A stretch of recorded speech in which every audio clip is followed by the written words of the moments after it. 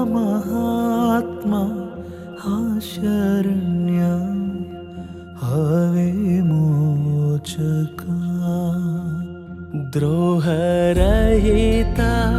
चंपे नीनु ना दोषमे गदा आहा महात्मा हा शरण्य విమోచక వీరలను క్షమించు తండ్రి నేరరేమియున్ కోరి తిట్టులు నిన్ను జంపు క్రూర జనులకై ఆహా మహాత్మా శరణ్య విమోచక. మొదటి మాట. ఎందుకంటే 7 నిమిషాలు ఇచ్చిండు కాబట్టి ముందుగా ఏం మాట్లాడాను నేను. డైరెక్ట్గా మనం వాక్యం దగ్గరికి వెళ్దాం. 23వ అధ్యాయము 34వ వచనం చదువుకుందాం. అందరం కలిసి చదువుకుందాం. యేసు, తండ్రి వీరేం చేస్తున్నారో వీరు ఎరగరు గనుక వీరును క్షమించమని చెప్పాను. ఇక్కడ చూడండి, ఇక్కడ చిన్నగా ఒక కథలాగా చెప్తాను నేను దీన్ని. ఇక్కడ మొట్టమొదటగా ఎందుకు యేసు క్రీస్తు ప్రభువు క్షమించమని అడుగుతాడు? ఎందుకు యేసు క్రీస్తు ప్రభువు క్షమించమని అడుగుతాడు? మొదటి వచనం వివరణ చదవండి. 23 మొదటి వచనం. అంతటా వారందరూ లేచి ఆయనను పిలాతు వద్దకు తీసుకొని పోయి, ఇతడు మా జనమును తిరగబడ ప్రేరేపించుచు కైసరునకు ఇయ్యవద్దనియు తానే క్రీస్తని ఒక రాజునని చెప్పగా మేము వింటిమని ఆయన మీద నేరము మోపసాగిరి. యేసుక్రీస్తు ప్రభువును పట్టుబడక ముందు ఈయనను ఎన్నోసార్లు యేసుక్రీస్తు ప్రభువు చెప్పే సువార్తను విన్నారు వీళ్ళందరూ. అప్పుడు ఎవరు కూడా మాట్లాడలేదు. మా ప్రజలను ఈయన మార్చుతున్నాడు, మాకు వ్యతిరేకంగా చేస్తున్నాడని చెప్తూ వస్తూ ఏమంటారంటే, ఈయన ఒక రాజుగా చెప్పుకుంటున్నాడు, ఒక అధికారిగా చెప్పుకుంటున్నాడు అని చెప్తూ వస్తుంటే వీళ్ళు ఏమవుతుందంటే వీళ్ళందరూ ఎక్కడ తీసుకొని పోతారు? పిలాతు అనే ఆయన, మనం రాజు అక్కడ పట్టణానికి రాజు అనుకుందాం, గవర్నర్, అతని దగ్గరికి తీసుకెళ్తాడు. తీసుకెళ్ళిన తర్వాత ప్రభువును పరీక్షిస్తాడు. ప్రభువును అన్ని మాటలు అడుగుతాడు. ఆయనలో ప్రభువులో ఏ తప్పితం కూడా కనిపించదు, ఎక్కడ కూడా కనిపించదు. ఆయనకు నాకు ఇతనిలో ఏ తప్పితం కనిపిస్తలేదు అని చెప్పి మళ్ళీ ఎక్కడి నుంచి యేసుక్రీస్తు ప్రభువుని తెచ్చిన అక్కడికే పంపిస్తాడు. ఎక్కడ పంపిస్తాడు చూడండి దయచేసి. 7వ వచనం చదువు. ఆయన హేరోదు అధికారం క్రింద ఉన్న ప్రదేశపు వాడని తెలుసుకొని హేరోదు వద్దకు ఆయనను పంపాడు. ఈ చాలు బ్రదర్, హేరోదు వద్దకు ఇతను పంపిస్తారు. మన 7 నిమిషాలు ఇచ్చింది కాబట్టి నేను తొందరగా చేపిస్తున్నా. ఇంకా ఉన్న టైం ఉందిలే. ఆయన తిరిగి ఈ పిలాతు అనేట ఆయన హేరోదు దగ్గరకు పంపిస్తాడు. ఎందుకంటే ఈ హేరోదు ఇశ్రాయేల్ ప్రజలకు వాళ్ళను ఏలేవాడుగా ఉంటున్నాడు అక్కడ. ఈయన దగ్గర నుంచి యేసుక్రీస్తు ప్రభు వచ్చిండా, నాకు ఈయన లేదు తప్పు, నాకు ఈయనలో ఏం కనిపించలేని తిరిగి అక్కడికి పంపిస్తాడు. హేరోదు ఎవరంటే ఇశ్రాయేల్ ప్రజలకు వ్యతిరేకి, కానీ యేసుక్రీస్తు ప్రభువును చూడాలని చాలా ఆశ ఉన్నది. ఆశ ఉన్నప్పుడు యేసుక్రీస్తు ప్రభు అతని దగ్గరికి వెళ్తాడు. ఈయన కూడా అనుకుంటాడు, ఈ యొక్క హేరోదు అనేట ఆయన యేసుక్రీస్తు అద్భుతాలను చూద్దామనుకుంటాడు, కానీ యేసుక్రీస్తు ఎవరో గ్రహించలేకుండా ఉంటాడు. ఆయనను ఎరగని వాడుగా ఉంటాడు. కానీ యేసుక్రీస్తు ప్రభువుని నేను చూడాలి, ఆయన సంతోషిస్తాడు. అక్కడ సంతోషించినప్పుడు అక్కడి నుంచి కూడా ఆయన ప్రజల అల్లరి వలన వీణ కూడా హేరోదు రాజు కూడా ప్రజలలో చేరిపోయినట్టుగా మనకు అక్కడ అగపడుతుంది. చేరిపోయిన తర్వాత ప్రజలందరూ మళ్ళా తిరిగి ఎక్కడ పంపిస్తారంటే పిలాతు దగ్గరికి పంపిస్తారు. పంపించినప్పుడు యేసుక్రీస్తు ప్రభువును ఈ అల్లరి వలన వీరంతా చేసేట వలన ప్రజల వలన ఏమైంది, అక్కడ ఇశ్రాయేల్ ప్రజలు కూడా క్రీస్తు దగ్గరికి రాలేదు. చూడు, ఎవ్వరు కూడా ఈయన మంచి మాటలు చెప్పిందని కూడా ఎవ్వరు కూడా పలకయ్యారు, ఎవరు కూడా మాట్లాడకపోయారు. అందరూ కూడా క్రీస్తుకు దూరస్తులుగా అయిపోయారు. మన జీవితాలు కూడా అట్టనే ఉంటాయి. ఏదన్నా శ్రమలు వచ్చిందంటే క్రీస్తుకు దూరం అయిపోతాం. క్రీస్తు దగ్గరికి వెళ్ళకుండా ఎక్కడ వెళ్తాము? మన సొంత తలంపులు, సొంత క్రియలను బట్టి మన పనులు మనం చేసుకుంటాం. దయచేసి గమనించి, మీకు ఏది బాగలేకున్నా ఏది లేకున్నా క్రీస్తును జ్ఞాపకం చేసుకొని ఆయన దగ్గరికి వెళ్తే everything going to be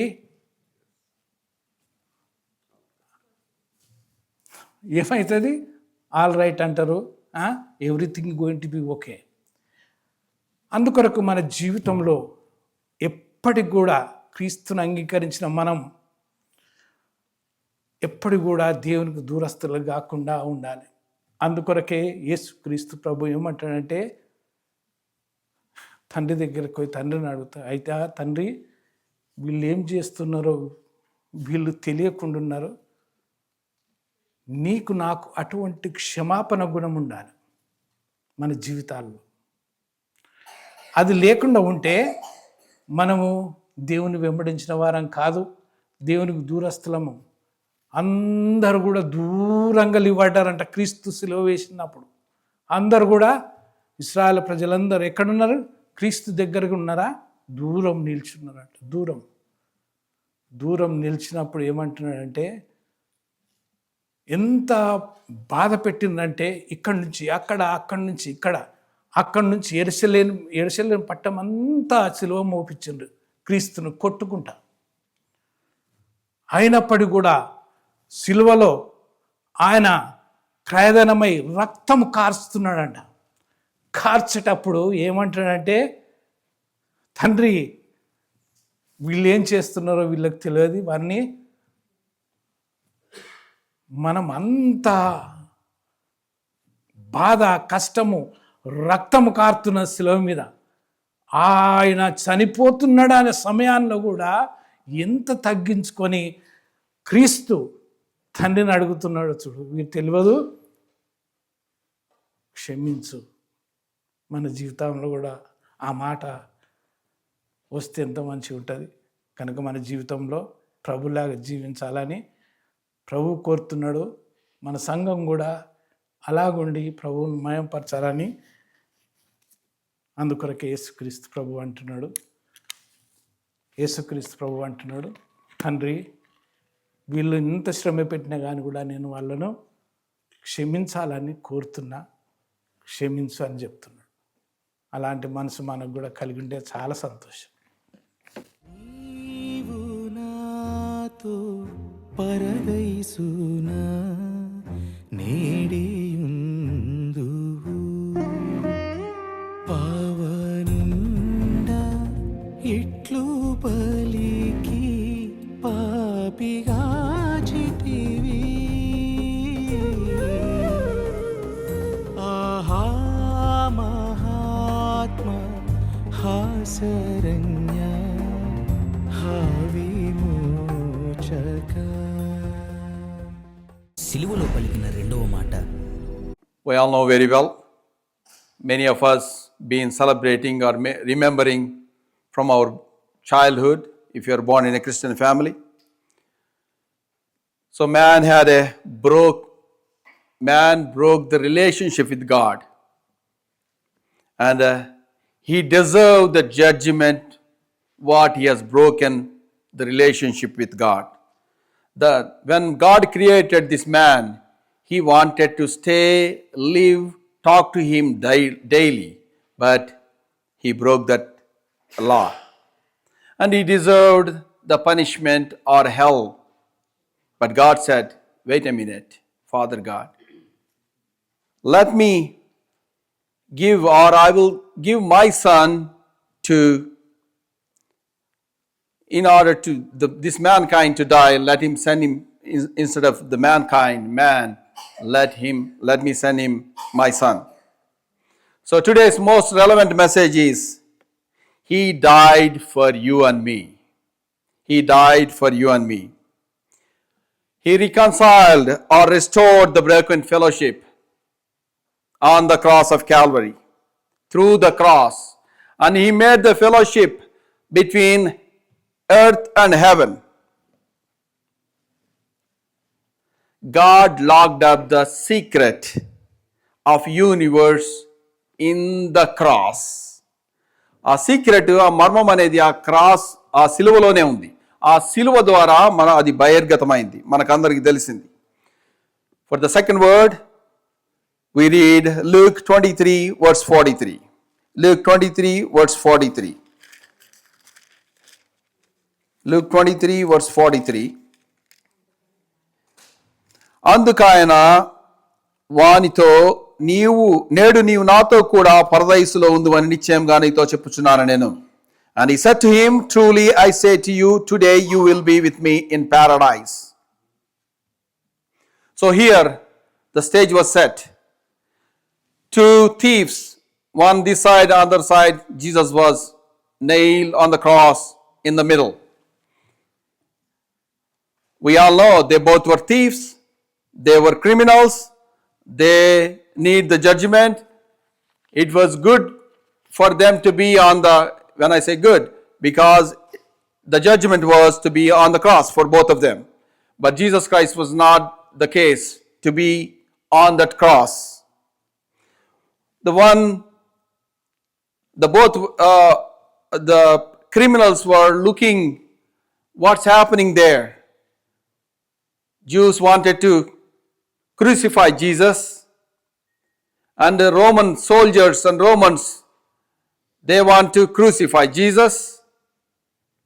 And these thieves were looking all those things, what's happening from the cross, on top of the cross. And one thief said, if you are the Son of God, why don't you save yourself and save me, and take out my pain? I am in a lot of pain. We are all three in pain, but if you are the Son of God, give me a relief. But other one was rebuking him. Why you saying that? You don't have fear with God? Don't you fear to God? That was he was saying. And this man, when he was saying all these things, the thief was watching all these things, and Jesus said, the first word we heard, forgive them. The thief also hearing all those things while he was on the cross. Oh, he forgives. That's why they were asking for forgiveness. Right away, you should have asked, forgive my sins, forgive me. But he did not do that. What did he do instead? Verse 42. What did he do? Verse 42. ఆయనను చూచి, యేసు, నీవు నీ రాజ్యంలోనికి వచ్చినప్పుడు నన్ను జ్ఞాపకము చేసుకొనెమనెను. The first words we have heard, forgive. Second words, the word Lord was, before Lord was saying to him, this thief was asking, instead of forgive me, he was asking, remember me. Remember me. In other words, you don't need to save me. You don't need to take my pain. I still can be in pain, but when you come back with your kingdom, remember me. Other one was asking, other criminal was asking, take my pain. But this was not asking like that. He was asking, remember me. And when he came back, you remember me. What did Jesus answer? Jesus answered, surely you will be with me in paradise. దొంగ ఏమడిగాడండి? దొంగ జ్ఞాపకం చేసుకోమన్నాడు. యేసుక్రీస్తు ప్రభువు ఏం చెప్తున్నాడు? నేను జ్ఞాపకం చేసుకుంటాను చెప్పాలి మామూలుగా అయితే. నేను జ్ఞాపకం చేసుకుంటాను, నువ్వు అడిగావు కాబట్టి అని. కానీ అట్లా చెప్పట్లా. ఇక్కడ ఏం చెప్తున్నాడు ఇక్కడ యేసుక్రీస్తు ప్రభుల వారు? అందుకు ఆయన వానితో, నేడు నీవు నాతో కూడా పరదైసులో ఉందవని. అడిగింది ఒకటి, ఈయన అడిగిన దానికంటే దేవుడు ఎక్కువ ఇస్తా ఉన్నాడు. మన బైబిల్లో వాక్యం కూడా అదే చెప్తుంది కదా. ఎఫ్ఎస్సి 2 అధ్యాయంలో చూస్తే మనకి దేవుడు అడిగిన వాటన్నిటికంటే ఊహించిన వాటికంటే 3:20 ప్రకారం God is able to do much more than we ask. నువ్వు నేను అడిగిన దానికంటే ఎక్కువ, అడిగిన దానికంటే ఊహించేదానికంటే ఎక్కువ చేసే దేవుడు మనకున్నాడు.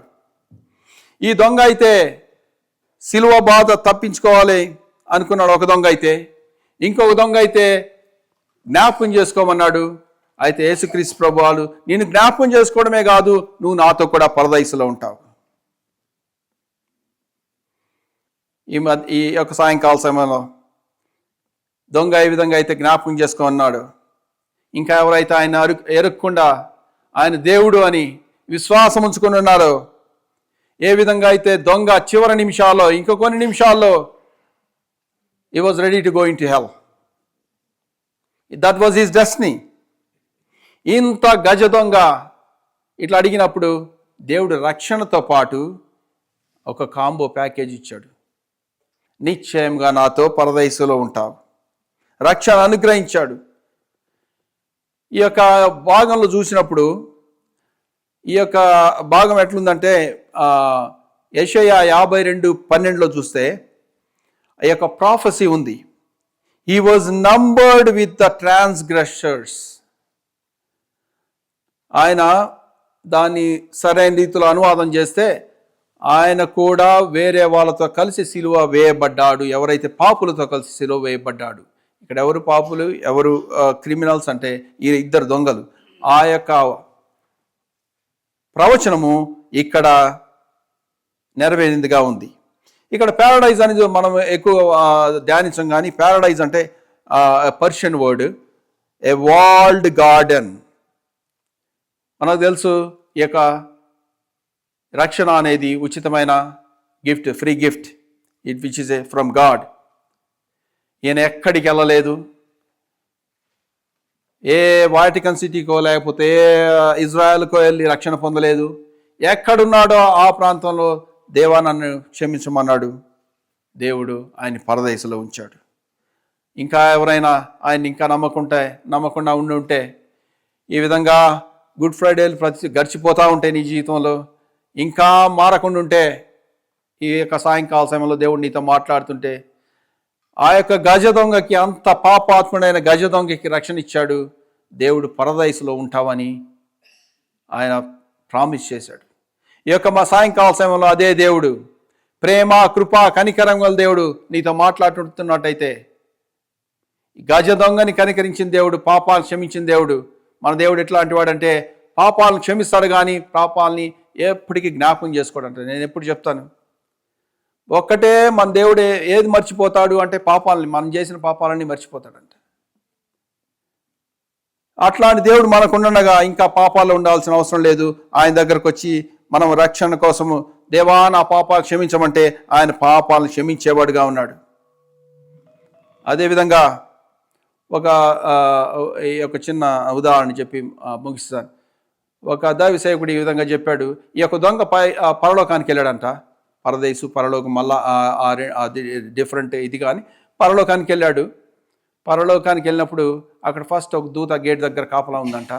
ఎందుకు వచ్చావు, నువ్వు పెద్ద దొంగవు కదా, ఇంత దొంగతనాలు, ఇంతమంది మర్డర్లు, ఇన్ని చేసావు, నిన్నెవరు రానిచ్చారు ఈ పరలోకానికి అన్నాడంట దూత. అంటే నేను అన్నది నిజమే, కానీ నేను ఎట్లా వచ్చానో నాకే తెలీదు, ఇక్కడికి వచ్చానన్నాడంట ఆ దొంగ. ఇదే దొంగ.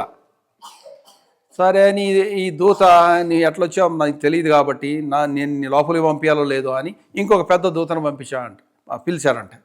ఇంకో పెద్ద దూత వచ్చి సేమ్ అడిగాడంట పెద్ద దూత కూడా, నువ్వు ఎట్లొచ్చావు, నువ్వు ఇంత పాప పనులు చేసావు కదా, నువ్వు అక్కడ సిలువలో నువ్వే కదా అక్కడ యేసుక్రీస్తు ప్రభువు పక్కన ఉన్నది, ఎట్లా వచ్చావు అంటే నాకు తెలియదు, కానీ సిలువలో ఆయన ఒక మాట అన్నాడు, నీవు నాతో కూడా నువ్వు పరదేశంలో ఉంటావు అన్నాడు. ఆయన చెప్పిన తర్వాత మీరెవరు నన్ను ఆపడానికి ఏడా, మీరు పక్క తిరగండి, వెళ్ళి లోపలికి వెళ్తాను అంటే నేను చెప్పే ఉద్దేశం ఏంటంటే, ప్రభు యేసుక్రీస్తు వారు సిలువలో తను తాను తగ్గించుకున్నాడు. ఫిలిప్పీ 2:6 ప్రకారం, ఫిలిప్పీ 2 అధ్యాయాలు చూస్తే మనకెంతో ఏడుపు వచ్చే మాటలు అంతగా తగ్గించుకున్నాడు. ఆయన నీకు నాకు రక్షణ ఇవ్వటం కోసం. ఈ యొక్క సాయంకాల సమయంలో ఇంకా నమ్మకుండా ఉంటే ఇదే రక్షణ దినము, ఇదే అనుకూలమైన సమయం. ఆయన మాటలని నెగ్లెక్ట్ చేయకుండా ఏ వయసులో ఉన్నా సరే ఆయన మాటలు ఆలకించి ఆయన మాటలకు లోబడండి. తద్వారా నువ్వు నేను కూడా ఆయన వచ్చినప్పుడు పరలోకంలో నువ్వు ఉండేవారంగా ఉంటాం. అదే దాన్ని మించిన గొప్ప ఆశీర్వాదం ఈ లోకంలో ఏది లేదా. ఆశీర్వాదం మనం పొందుకునే వారంగా ఉందాం. దేవుడు సహాయం చేయండి కాక.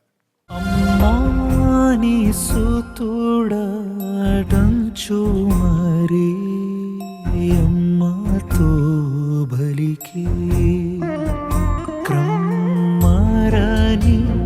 జననీయంచు కర్తనుడివితి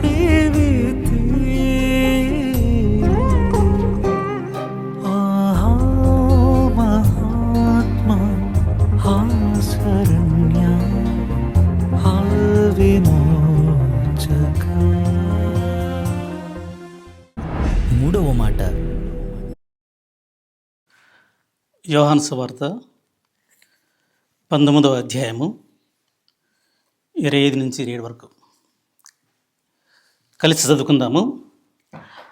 ఆయన తల్లియు ఆయన తల్లి సహోదరియు క్లోప భార్య అయిన మరియయు మగ్దలేనే మరియయు యేసు శిలువనొద్ద నిలుచుండిరి. యేసు తన తల్లియు తాను ప్రేమించిన శిష్యుడును దగ్గర నిలుచుంట చూచి, అమ్మా, ఇదిగో నీ కుమారుడు అని తల్లితో చెప్పాను. తర్వాత ఆ శిష్యుని చూచి, ఇదిగో నీ తల్లి అని చెప్పాను. ఆ గడియ చేర్చుకొనేను. May God bless this word. మనం గమనించినట్లయితే ఇక్కడ తల్లి యొక్క ప్రేమను ప్రభు చూచాడు. తన చిన్నప్పుడే తన తండ్రిని కోల్పోయాడు. తర్వాత కుటుంబ బాధ్యత యేసు ప్రభు మీదకి వచ్చింది. తను 30 సంవత్సరాలు కూడా కుటుంబం కొరకు కష్టపడ్డాడు, వడ్రంగి పని చేశాడు, కుటుంబాన్ని పోషించాడు. ఆయనే పెద్ద కుమారుడు ఇంట్లో. కాబట్టి తల్లి ఆ సమయంలో తల్లి తను ఎంతగా ప్రేమించిందో చూచాడు. అలాగే మనం చూసినట్లయితే యేసు ప్రభు శిలువ పైన ఒక మహాసంగ్రామం చేసిన యాగము, ఆ బలియాగము మనం చూసామా ప్యాషన్ ఆఫ్ క్రైస్ట్లో చూసినట్లయితే యేసు ప్రభు సఫరింగ్స్ మనం ఆడ చూడగలం. ప్యాషన్ ఆఫ్ క్రైస్ట్ ఎవరైనా చూసారా? ఆయన మనం పాదాలతో చేసిన తప్పును బట్టి ఆయన పాదాల మీద మేకులు గుర్చారు. అలాగే మన శరీరంతో చేసిన పాపం బట్టి ఆయన కొరడాలతో కొట్టించుకున్నాడు. ఆయన వీపంతా కొరడాలతో దున్నపడినది.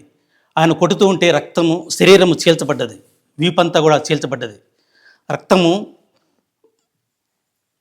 మనం చూడొచ్చు, ఆయన శరీరం నుంచి రక్తం కారడం. అలాగే మనం నోటితో చేసిన పాపలను బట్టి ఆయన ముఖం మీద గుద్దించుకున్నాడు. మన కంటితో చేసిన పాపలను బట్టి ఆయన తల మీద ముళ్ళ కిరీటం ఆయన్ని పెట్టి ముళ్ళ కిరీటం కొట్టారంట. కొట్టినప్పుడు ఆయన నుదురంతా చీల్చబడి రక్తము కళ్ళ మీదుగా కారుతూ ఉంటే ప్రభు ఎంతో శ్రమపడ్డాడు. ఆ శ్రమల్లో కూడా ప్రభు తన తల్లిని మర్చిపోలేదు. ప్రభు తన తండ్రి ఇచ్చిన బాధ్యతను నెరవేర్చాడు. అలాగే ఎర్తలి మదర్ని కూడా ఒక మన ఎఫిషియన్స్లో చూడొచ్చు కదా, తల్లిదండ్రులను మనము గౌరవించాలి. సో అది జ్ఞాపకం తెచ్చుకున్నాడు ప్రభు.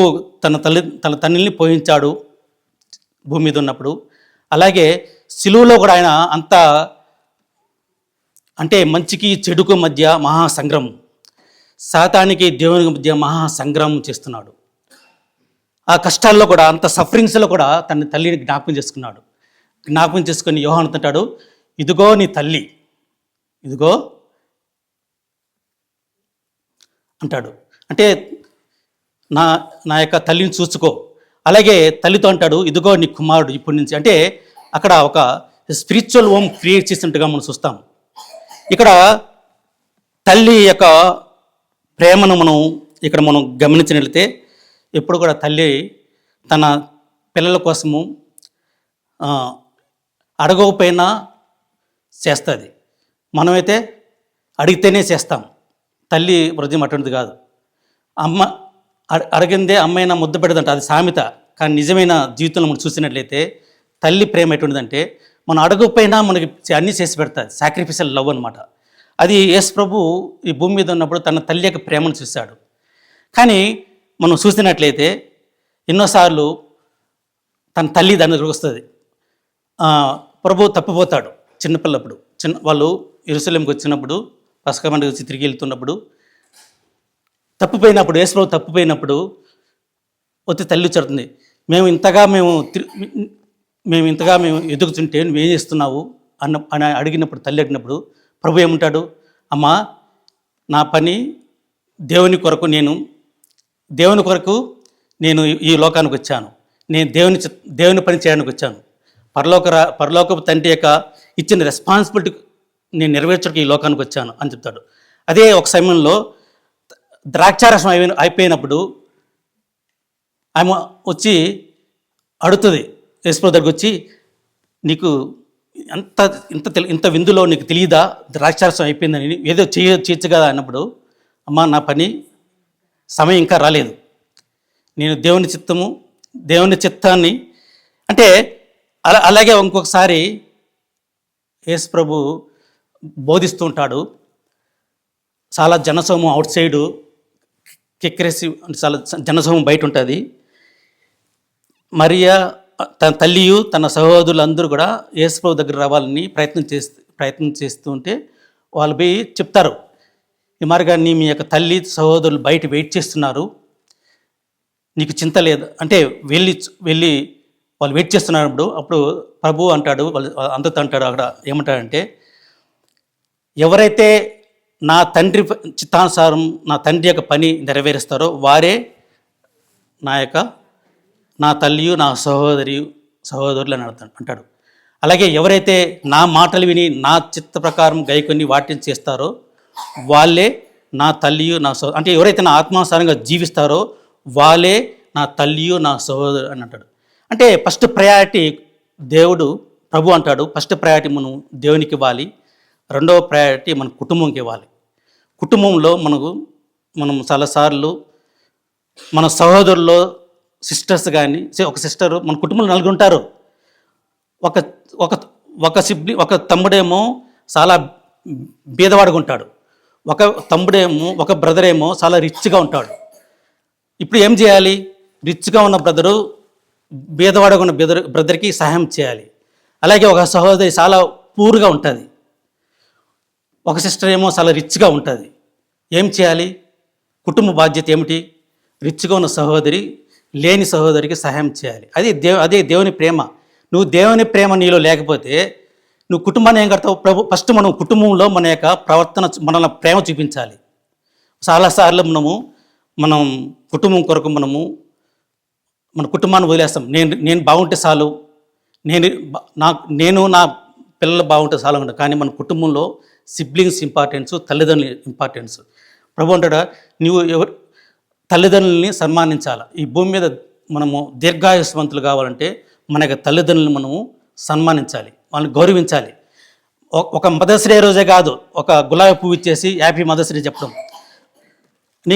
నువ్వు సంవత్సరం అంతా నీ తల్లిదండ్రులని గౌరవించకపోతే ఒక్కరోజు వచ్చి నువ్వు చెప్తే అది గొప్పతనం కాదు. ఎప్పుడైతే నువ్వు అర్హత లేదు, ఒక్కరోజు వచ్చి హ్యాపీ మదర్స్ చెప్పడానికి, నువ్వు సంవత్సరం అంతా నీ తల్లిని నువ్వు చూసుకుంటే, నీ తల్లితో ఎప్పుడైనా మాట్లాడితే, సంవత్సరం అంతా నువ్వు నీ తల్లిని సన్మానిస్తే, గౌరవిస్తే, అప్పుడు నీకు అర్హత ఉంది ఆ యొక్క మదర్స్ డే రోజు వచ్చి గులాబీ పువ్వు ఇవ్వడానికి.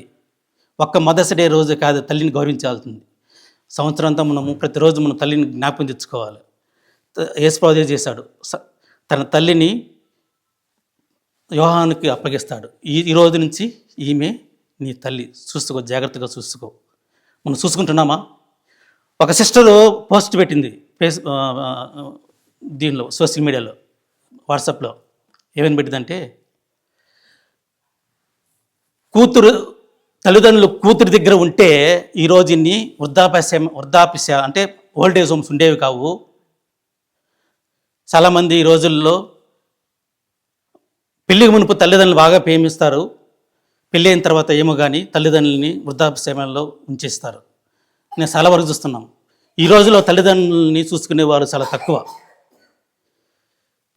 పెళ్ళి అయిన తర్వాత మారిపోతారు. అది ఏమైనా కావచ్చు, భార్య వలన కావచ్చు, ఎక్కువ భార్య వలన అవుతుంది. సో అలాగా ఆమె చెప్పిందంట, తల్లిదండ్రులు అదే కూతురు దగ్గర ఉంటే ఈరోజు ఓల్డ్ ఏజ్ హోమ్స్ ఉండేవి కావు. అదే ఇంకో బ్రదర్ ఆ పోస్ట్ చూసి, కోడలు అత్తామామలు సరిగా చూసుకుంటే ఈరోజుని ఓల్డ్ ఏజ్ హోమ్స్ ఉండేవి కాదని ఒక బ్రదర్ పోస్ట్ చేశారంట. అంటే అలాగుంది ఈ రోజుల్లో. అంటే తల్లిని మనము సన్మానించాలి. ఎప్పుడైతే మన తల్లిని సన్మానిస్తామో, తల్లిని జ్ఞాపకం తెచ్చుకుంటే, యేసు అంత శ్రమంలో కూడా ప్రభు అంటాడు కదా, ప్రభు అంటాడు కదా, దేవుడు ప్రేమ స్వరూపి. మనం ఆయన్ని కాపీ చేయాలంటే మనం ఎప్పుడు మనం స్తుతిస్తుంటాం, king of kings, lord of lords, the creator of the universe, everlasting father. మనం ఎక్కువ స్తుతిస్తాం, కానీ ఆయన మనం కాపీ చేయము. ఎక్కువగా మనం కాపీ చేసేది ఆ పాస్టరు, ఈ పాస్టరు, వాళ్ళు వీళ్ళని కాపీ చేస్తాం. మనము లవ్ వన్ అనదర్, అంటే ఇతరులను మనం ఒకరినొక ప్రేమించినట్లయితే అది మన దేవుణ్ణి ఫాలో అవుతున్నట్టే, దేవుని ప్రేమించినట్లే. దేవుణ్ణి ప్రేమించేవారు ఇతరులను కూడా ప్రేమిస్తారంట. దేవుని ప్రేమించకపోతే నువ్వు ఇతరులను ప్రేమించలేవు. యేసు ప్రభు సిలువలో ఆ యొక్క రిలేషన్షిప్, కుటుంబం గురించి చెప్పాడు. కుటుంబంలో మన సిబ్లింగ్స్ చూసుకోవాలా, తల్లిదండ్రులను చూసుకోవాలా, తర్వాత మిగతా వాళ్ళు. మనం ఫస్ట్ కుటుంబంలోనే సరిగ్గా చూసుకోకపోతే నువ్వు చాలామంది చర్చిలో కుటుంబం బాధ్యతలు అంటే దేవుని సేవ చేసేవాళ్ళు చాలామంది కూడా ఈ లోకంలో చూస్తాము. చాలామంది కుటుంబాన్ని పక్కకు పెట్టేసి ఎక్కువ చర్చిలోనే గడుపుతారు, ఎక్కువ ఫెలోషిప్లో వాళ్ళతో వీళ్ళు గడుపుతారు, కానీ కుటుంబం పోయించరు. కుటుంబంలో పిల్లలేమో చెడిపోతూ ఉంటారు. చాలామంది చూశాను, పాస్టర్ పిల్లలు చెడిపోతారు, పాస్టర్ కూతుళ్ళు చెడిపోతున్నారు ఈ రోజుల్లో. ఎందుకు కారణం ఏమిటి? వాళ్ళు ఎక్కువగా తన కుటుంబం చూసుకోవట్లేదు, కుటుంబంతో స్పెండ్ చేయట్లేదు. కుటుంబంలో దేవుడు ఇచ్చిన బాధ్యత, ప్రభు ఏమని చెప్తుండ్రు, కుటుంబం బాధ్యత చూడొచ్చు మనం. యేసు ప్రభు కూడా సిలువలో చనిపోతూ కూడా దేవునికి అంటే తను చనిపోతూ తన బాధలు అనుభవిస్తూ కూడా తల్లిని జ్ఞాపకం తెచ్చుకున్నాడు.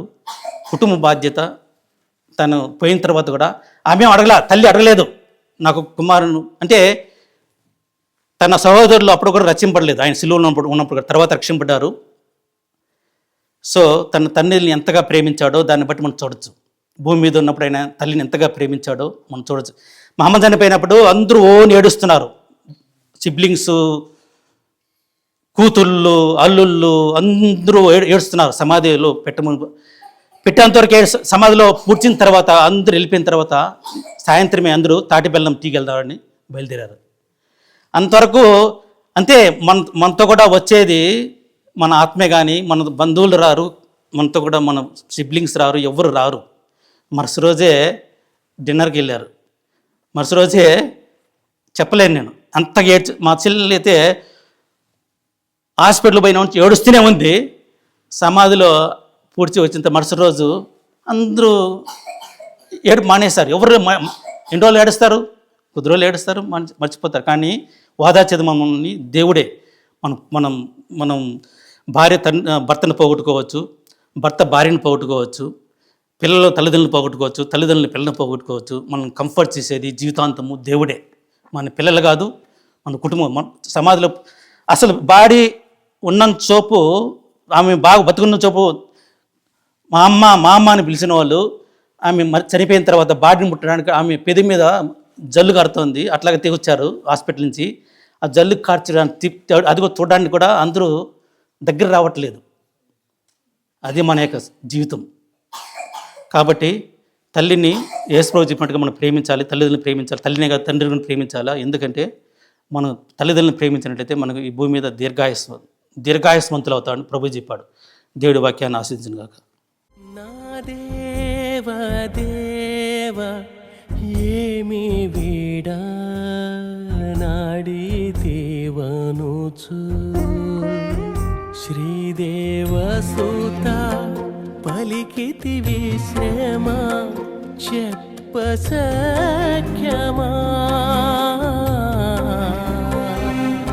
ఆహా మహాత్మా శరణ్య విమోచక. 4వ మాట. Praise Lord, everyone. What a privilege that we are remembering the words that were spoken almost 2000 years back. So it's God's plan and purpose that He has kept these words preserved for us, protected for us. Imagine if they were lost. But no, God did not do like that. God preserved His own Son's words that we can remember and read even after 2000 years. So the fourth word Jesus Christ spoke on the cross is from Matthew chapter 27 verse 46. Matthew chapter 27 verse 46 I am reading. And about the 9th hour Jesus Christ cried out with a loud voice saying, Eli Eli lama sabachthani. That is, my God, why have you forsaken me? In the present day, when you share about Jesus Christ with your friends, maybe Muslims or Hindus or any other people, they have trouble in understanding who Jesus Christ is. And this is not the problem of today. This was the problem from 2000 years back. Even Jesus Christ, His own disciples, they had problem understanding Him. Some said that, Lord, maybe you are prophet. And some said that maybe you are a great preacher. But nobody could able to understand who Jesus was. And that is the problem even till today. If our eyes are opened, then we know that He is God Himself in the flesh. But otherwise, it doesn't matter. You preach many hours, many things to people, your friends, they don't understand. And nowadays, it became a fashion on social media. Some people who belong to a different type of belief system, they said that no, your God is not a God, man. They say that He's man, He's prophet. If He is God, He should have saved Himself. These are the words we see on social media. In Revelation chapter 1 verse 18, Bible says like this. Revelation chapter 1 verse 18, Bible says like this. Behold, I was dead, and I am alive forevermore. మొదటివాడను కడపటివాడను జీవించువాడను మృతుడనైతిని, కానీ ఇదిగో నేను యుగయుగములు సజీవుడనై ఉన్నాను. మృతుడనైతిని, కానీ నేను సజీవునే. These words people have trouble. They cannot understand. How is it possible? You are saying that you are dead, and at the same time you say God Himself says that, behold, I am alive forevermore. So Bible says that Jesus Christ is not an ordinary man. He was not born like you and me. He was not born to parents like how a baby is born. No. Jesus Christ is God Himself in the form of flesh. Bible says that He was born through a virgin, and there was no physical father to Him. So that's why He is God Himself, and at the same time He is man. If we can understand this, then we understand why Jesus Christ said that word, the fourth word, my God, why have you forsaken? Some people argue that if Jesus Christ Himself is God, then who is He referring to again? My God, that means is there another God? So these are the things we hear from your own friends and present day in the social media.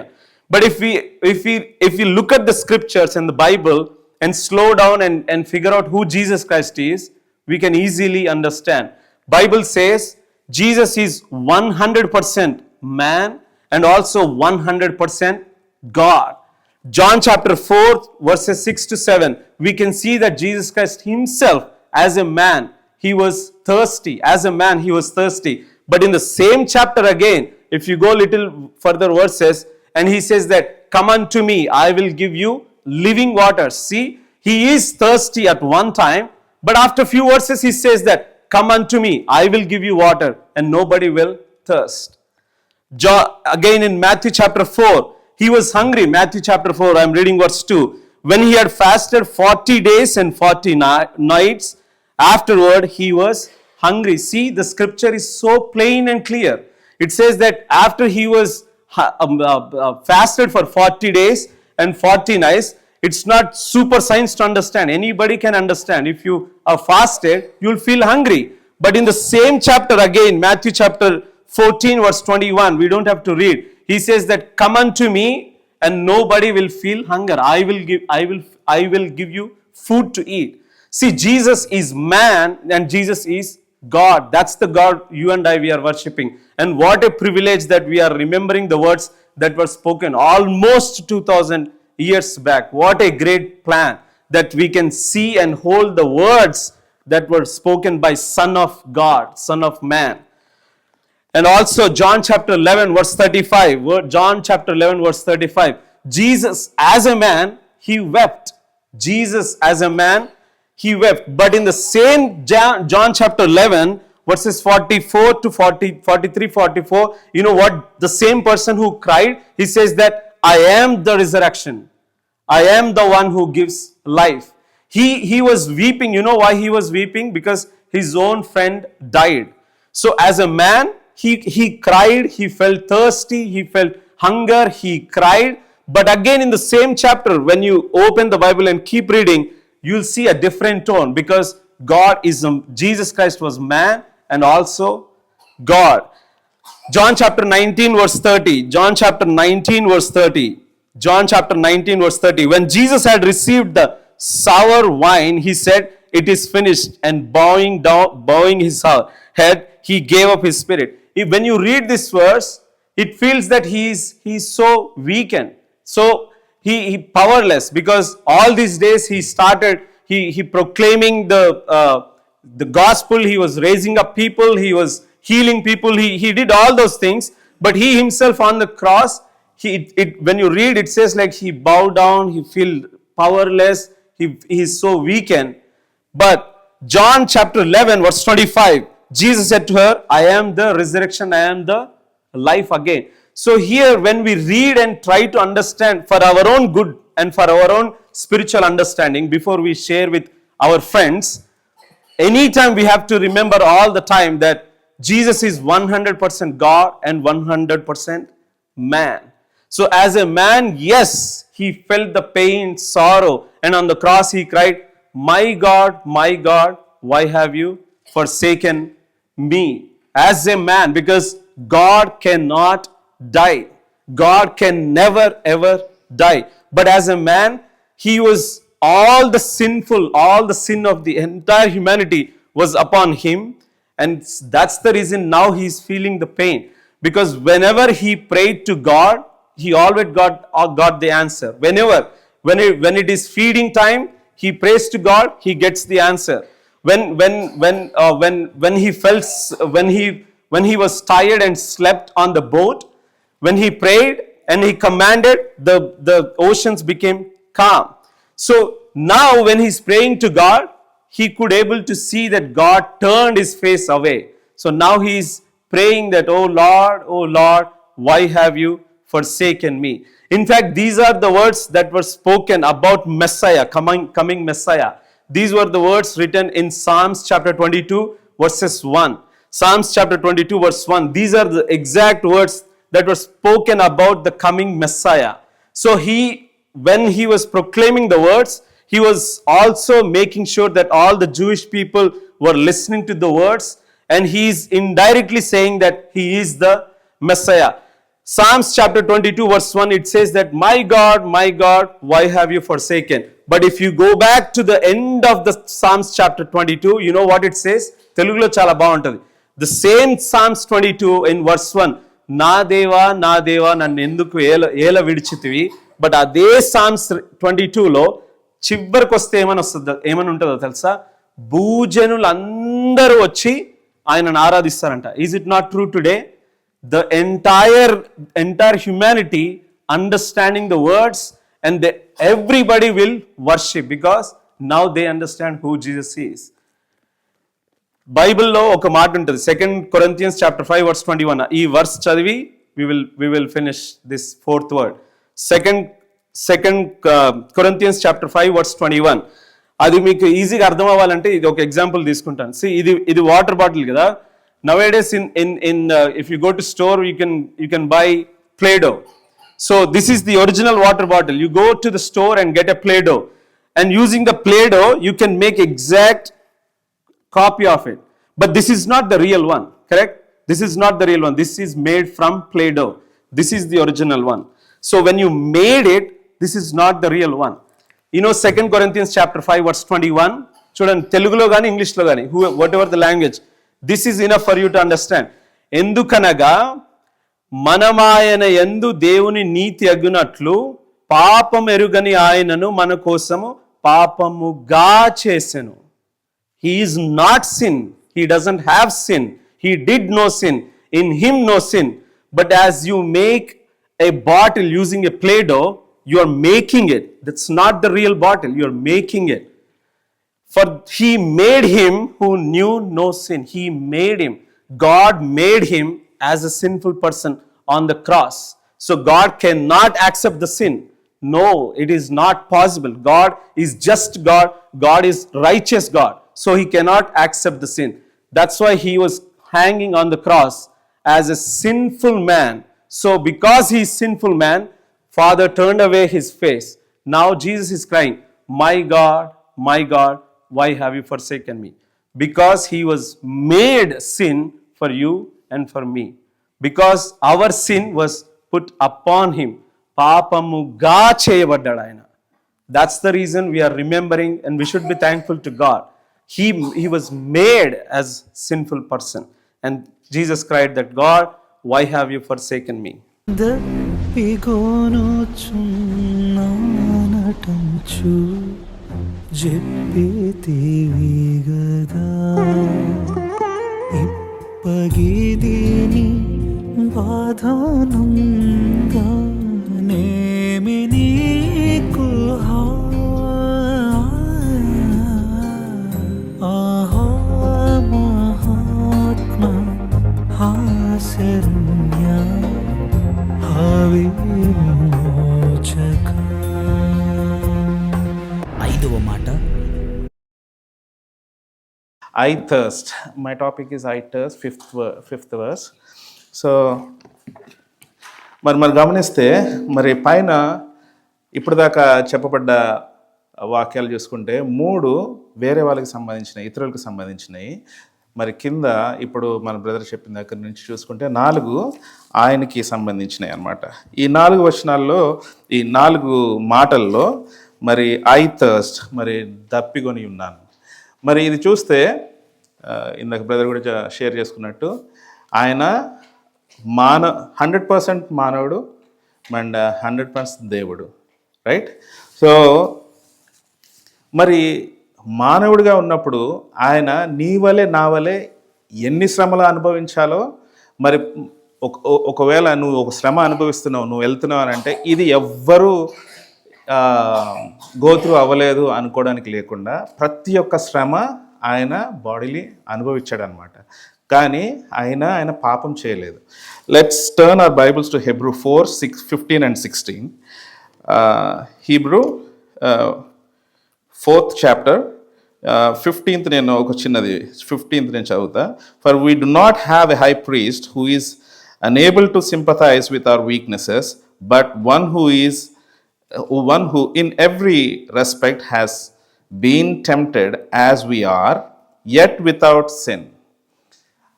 నీ వల్ల నా వల్ల ప్రతి విషయంలో tempt అయ్యాడు, but he doesn't have sin, he didn't sin, right? మరి అలాంటి దేవుడి దగ్గరికి, కృపాసనం దగ్గరికి నువ్వు కాన్ఫిడెంట్గా రావచ్చంట. 16th verse ఉంటుంది, let us then with confidence draw near to the throne of grace that we may receive mercy and find grace in help of time of needs. So నువ్వు నేను చేయాల్సింది ఏంటి అని అంటే, ప్రతి పరిస్థితుల్లో నీకు చాలిన దేవుడు, నువ్వు పడిపోయిన పరిస్థితుల్లో కూడా నేను లేవనెత్తే దేవుడు, నువ్వు కృంగిపోయిన వేళ కూడా నిన్ను ఆదరించే దేవుడు. సో మరి దేవుడు ఈ వాక్యంలో చెప్తున్నాడు అనమాట. ఏం చేస్తున్నాడు ఇప్పుడు యేసు ప్రభు అని అంటే, he was in heaven, he is praying for you and for me, and he has gone through all different pains, right? So pain ante it is not only emotional, even సిలువలో చూసుకుంటే కాళ్ళల్లో శీలలు గుచ్చుకున్నాయి, మరి దెబ్బలు 39 దెబ్బలు, ఒకటి తక్కువ 40 కదా. సో 39 స్లాషెస్ అంటే ఎంత భయంకరంగా ఉంటాయి. మరి కొట్టిన ప్రతిసారి మాంసం అంత బయటకు వచ్చేసేదనంట. సో అంత రక్తపు మడుగులో ఆయన అంత బాధను అనుభవించి, మరి తర్వాత గడ్డం పెరికివేయడము, ముళ్ళ కిరీటం పెట్టి గుచ్చి, మరి పిడిగుద్దులు గుద్దారంట. మరి ఈవెన్ ఆయన జర్నీ ఎలా ఉంటుంది అంటే, అర్ధరాత్రి పట్టుకున్న తర్వాత గెత్సెమనే తోట నుంచి సిలువకి మధ్యలో ఎక్కడెక్కడ దాకా వెళ్ళారు. సో గెత్సెమనే నుంచి మళ్ళీ హై ప్రీస్ట్ దగ్గరికి, మరి హై ప్రీస్ట్ దగ్గర నుంచి పిలాతు దగ్గర నుంచి హేరోదు దగ్గర నుంచి మళ్ళీ పిలాతుకి, మళ్ళీ అక్కడ నుంచి Golgotha. So there is so much of travel, right? So ఈ అన్ని విషయాల్లో కంప్లైంట్ చేయలేదు. బట్ ఇక్కడ ఐ థర్స్ట్, దప్పిక కొని అన్నాను అని అంటున్నాను. ఏంటి ఇవన్నీ ఒక ఎత్తు అయితే, ఇక్కడ వచ్చి దప్పికొని ఉన్నాను అని ఎందుకు అంటున్నాడు అంటే, ఫిజికల్గా మనం చూసుకున్నాము అంటే శారీరకంగా, as he has gone through so many things, that's why he needs water. 70 to 80% of blood contains water and the water is drawn out. అంటే నువ్వు బ్లడ్ వచ్చేస్తుంది అని అంటే వాటర్ కూడా వచ్చేసినట్టే. సో డ్రైన్ అవుట్ అయిపోయారు. ఆయన మిట్ట మధ్యాహ్నం రమారమి 3 గంటలకి ఈ వాక్యాలు పలికాడు అనమాట. లాస్ట్ 3 త్వరగా పలికినట్టుంటుంది, రైట్? మిగతా ఎంత కొన్ని సందర్భాల్లో పలికినట్టుంటుంది. లాస్ట్ ఈ వాక్యాలు మాత్రం 1, 2 ఫినిష్డ్, 3 ఒకసారి అయిపోతూ ఉంటాయి. కానీ సిలువ మీద వేలాడిన టైం కూడా చూసుకుంటే ఎంతో శ్రమతో కూడిన, అంటే ఆ ఎండ, మిడిల్ ఈస్ట్ మనకు తెలుసు, మిడిల్ ఈస్ట్ ఎంత భయంకరంగా ఉంటుంది. మరి ఆ ఎండలో మరి వీపంతా చిట్లిపోయి ఉంది, మరి కాళ్ళల్లో మేకులు, అది మనం మాట్లాడుకుంటేనే మనకు దుఃఖం వస్తూ ఉంటుంది కదా. సో అలాంటి పరిస్థితులు ఎదుర్కొంటున్నప్పుడు నాకు దాహం వేస్తుంది అని అడగడంలో తప్పుందా? తప్పులేదు. సో ఆయన అడిగాడు అక్కడ. అది one way of analyzing things. Let's turn our Bibles to John 19th chapter, మరి 28th. సో ఇక్కడ ఈ వచనంలో ఉంటుంది అనమాట. After this Jesus knowing that all was now finished said to fulfil the scriptures I thirst. So మనము ఎప్పుడైనా స్క్రిప్చర్స్ని, బైబిల్ని చదువుతున్నప్పుడు శ్రద్ధగా గమనిస్తే ఒక చిన్న వాక్యంతో కూడా గూఢమైన అర్థాలు ఉంటాయి. ఆగి చదివినప్పుడు చాలా బాగా ఎక్స్ప్లెయిన్ చేయగలుగుతాడు దేవుడు. సో ఇట్లా చూసుకుంటే, after these things knowing that all was now finished అంటే దేనికి ముగించాడనమాట? సమాప్తమైందని దేని గురించి మాట్లాడుతున్నాడు దేవుడు?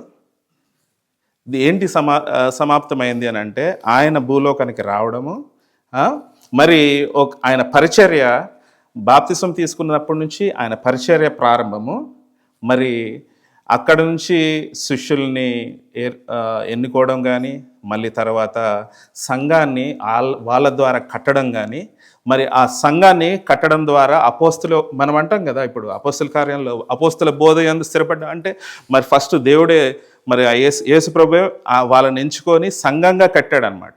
సో అక్కడ అపోస్తులుగా ఎంచుకోవడము, మరి వారికి కూడా మరి దేవుడు he has given the power, ఆ పవర్ కూడా ఇచ్చాడు దేవుడు. ఇచ్చి వాళ్ళని ఎక్విప్ చేసి, దాని తర్వాత హోలీ స్పిరిట్, మరి పరిశుద్ధాత్మ దేవుడు వస్తాడని ప్రిపేర్ చేసి నుంచోబెట్టారనమాట వాళ్ళని. అంటే సంఘాన్ని కట్టడంలో ముందుగా దేవుడే పునాది రాయి వేశాడు అక్కడ. సో అది ఆ వచనంలో మనం చూసుకుంటే దేవుడు ఎలాగా ఆయన ప్రారంభించాడు పని. సో నాట్ ఓన్లీ దట్, అసలు భూలోకానికి రావడానికి కారణం ఏంటి? ఆదాం తప్పు చేశాడు, పడిపోయాడు, అదంతా తెలిసిందే. బట్ ఇంకొక యాంగిల్లో మనం గమనిస్తే తండ్రి చిత్తం చేయడానికి, నెరవేర్చడానికి మాత్రమే వచ్చాడంట. సో ఇందాక పాలన కూడా సందర్భంలో చెప్తా ఉన్నాడు, ఇలాగా ఆయన ఎక్కడున్నారని వెతుకుతున్నప్పుడు నేను తండ్రి పని మీద ఉన్నాను మీకు తెలీదా అని మరియమ్మతో అంటా ఉన్నాడు. సో ఆయన వచ్చింది బాప్తిసం తీసుకొని, తర్వాత ఆయన చేస్తున్న పని అంతా ప్రతీది తండ్రి చిత్తం ఏంటో ఎరిగిన దేవుడు కాబట్టి మరి తండ్రి చిత్తానుసారంగా ఆయన పని చేస్తా పోతున్నాడు అనమాట. చేసిన తర్వాత ఎగ్జామినింగ్ ఇక్కడ, అటు తర్వాత సమస్తమును అప్పటికి సమాప్తమైనదని యేసు ఎరిగి, and whatever he has done so far, again the blood that he has shed on the cross, అంటే ఆ రక్తము, ఆ నిరపరాధ రక్తము కారాలి అక్కడ కారకపోతే ఆ సిలువలో నీకు నాకు ఈరోజు పాప క్షమాపణ లేదు. మరి ఎంతగా మనము ఏమంటారు మంచి ప్రవర్తనతో మంచి పనులు చేస్తూ ఎంతగా ఉన్నా కానీ if you are not washed in the blood of Christ you are not saved కదా. మరి అవన్నీ చేయడానికి మాత్రమే తండ్రి చిత్తాన్ని కూడా శిరస వహిస్తూ ఆయన వచ్చాడు అనమాట. అది కాకుండా ఫుల్ఫిల్లింగ్ ద స్క్రిప్చర్స్.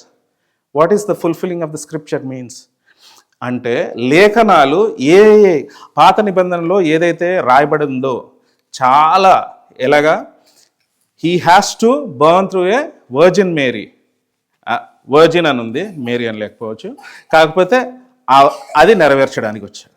మరి బెత్లెహేంలో యూదా గోత్రంలో పుట్టాలి, అది నెరవేర్చడానికి వచ్చాడు. మరి అలాగే ఈజిప్ట్కి వెళ్ళాలి, ఐగుప్తుకి వెళ్ళాలి, అది నెరవేర్చడానికి, మళ్ళీ తిరిగి రావడానికి, రామాలో అంగలార్పు అవన్నీ నెరవేర్చడానికి. చివరికి సిలువలో కూడా ఆయన చేసే కార్యము మరి ఏది మెస్సియానిక్ సామ్స్ అంటారు. అంటే 22 బ్రదర్ ఇందాక షేర్ చేసుకున్నట్టు సామ్స్ 22 చదివినప్పుడు మనకి మెస్సియానిక్ సామ్స్ ఉంటాయి. అటుల్లో 1000 సంవత్సరాలకు ముందే ఇవన్నీ నెరవేర్చబడ్డాయి. సో ఆ 1000 సంవత్సరాలకు ముందే ఇవన్నీ రాయబడి ఉన్నాయి, అవి ఈయన నెరవేర్చారనమాట. ఇంకా చివరిగా మనము సామ్స్ 69 లాస్ట్ది 69 సామ్ ఒక్క వచనం చదువుకొని ముగించుకుందాం. 21 He gave me poison they gave me poison for food, and for my thirst they gave me sour wine to drink. మరి అక్కడ చేదు చిరకనిచ్చినట్టు గమనిస్తామండి. ఎవరన్నా దాహం అడిగితే మంచినీళ్ళు ఇస్తారు కదా, చేదు చిరకను అని 1000 సంవత్సరాల ముందే రాయబడ్డది. అక్కడ ఆ చేదు చిరకను కూడా ఇచ్చారనమాట. సో ప్రతి ఒక్క లేఖనము ఆయన యందు నెరవేరలేదు, ఆ చివరిదిలో నెరవేర్చబడడానికి మాత్రమే. అక్కడ గమనించుకుంటే తెలుగులో మనకి 19 మళ్ళీ ఒకసారి 19th చాప్టర్ జాన్, లేఖనము నెరవేరునట్లు నేను దప్పిగొనుచున్నాను. నేను అంటే లేఖనము నెరవేరాలి, that is why I am thirst, right. ఆయన థర్స్ట్ అన్నప్పుడు ఎప్పుడు ఇంతకుముందు కూడా ఇక్కడ సందర్భం ఏంటి, సమరిటన్ ఉమెన్ దగ్గర పోయి ఆయన నీళ్ళు అడుగుతాడు, అక్కడ నీళ్ళు తాగాడా? That is the conversation that is going to start today in your life. If God is not in your life, God is asking you I am thirst. అక్కడ ఆవిడ నీళ్ళు పోసినట్టు లేదు, కాకపోతే ఆమెకి రక్షణ వచ్చింది. ఆమెకి రక్షణ రావడంతో పాటు ఆ సమరయ ప్రాంతం, ఆ విలేజ్లో ఉన్న వాళ్ళందరికీ రక్షణ తీసుకొచ్చింది. నీకు ఈరోజు కానీ రక్షణ లేదు అని అంటే నువ్వు గ్యారంటీగా ఒకసారి పరిశీలించుకోవాలన్నమాట. నిన్ను అడుగుతున్నాడు దేవుడు, నేను దప్పిగొని ఉన్నాను. మరి దప్పిగొనాను అని అంటే నీ గురించి అడుగుతున్నా అంటే ఆయన దప్పిక ఏంటి? తండ్రి చిత్తం నెరవేర్చడం. ఆయన దప్పిక ఏంటి? నీ హృదయం ఇవ్వడం. నీ హృదయాన్ని అడుగుతున్నాడు అనమాట. మరి ఒకసారి పరిశీలించుకోండి. ప్రేమ ప్రమాదములను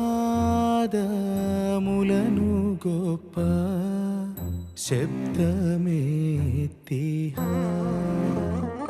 ఆహా మహాత్మ హాసరణ్య హవిమోచక. 6వ మాట. దేవుని నామమున అందరికీ వందనాలు తెలియజేస్తున్నాను.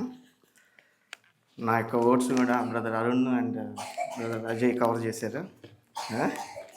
భయపడ్డారు మొత్తం చెప్పేస్తారేమోనని, but I have the backup plan. Okay, yeah. So దేవుని కృపను బట్టి నాకు ఇచ్చిన అంశము John chapter 19:30.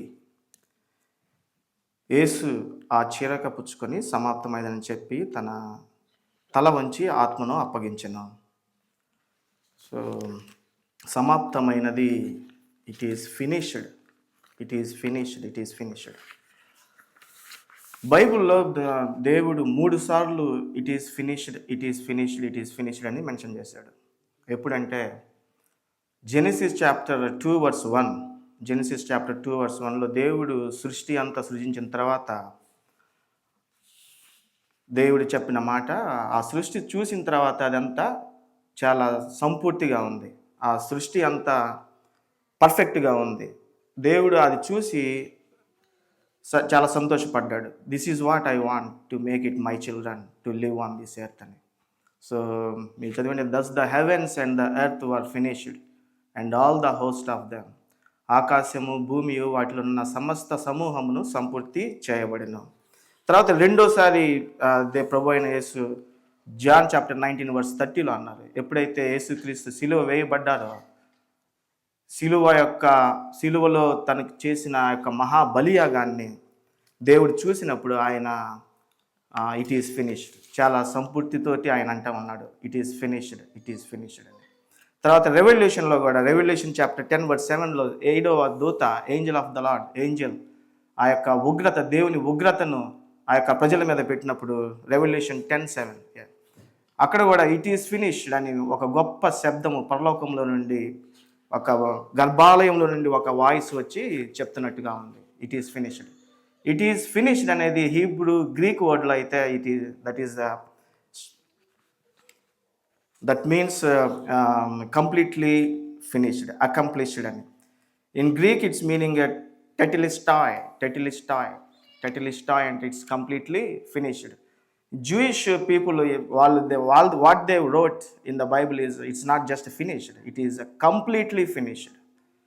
When God says that it is completely finished, what is it is finished? ఆయన పెద్దగా కేక వేసి అది ఎంతో గొప్ప జయకేతనం ఆయన అన్నాడు, సంతోషంతో అన్నాడు. It is not a fear తోటి అన్న మాట కాదు ఇట్ ఈస్ ఫినిష్డ్ అని, లేకపోతే దిగులతో అన్న మాట కాదు అది. ఇట్ ఈస్ ఫినిష్డ్ అనే మాట ఆయన సంతోషంగా, ఇట్స్ విక్టోరియస్లీ హీ షౌటెడ్. మాథ్యూలో కూడా, మాథ్యూ 27లో కూడా చూస్తే, మార్క్ 15:37లో కూడా చూస్తే ఆయన బిగ్గరగా కేక వేసి అని అంటూ ఉన్నారు. సో ఎందుకు అంటూ ఉన్నాడు అసలు, ఎందుకనంటే ఆదాము ద్వారా దేవుడు ఈ యొక్క సృష్టిని సృజించినప్పుడు ఆయన ఆదాము అవ్వని చేసి దాంట్లో ఎంతో సంతోషంగా ఉన్నారు.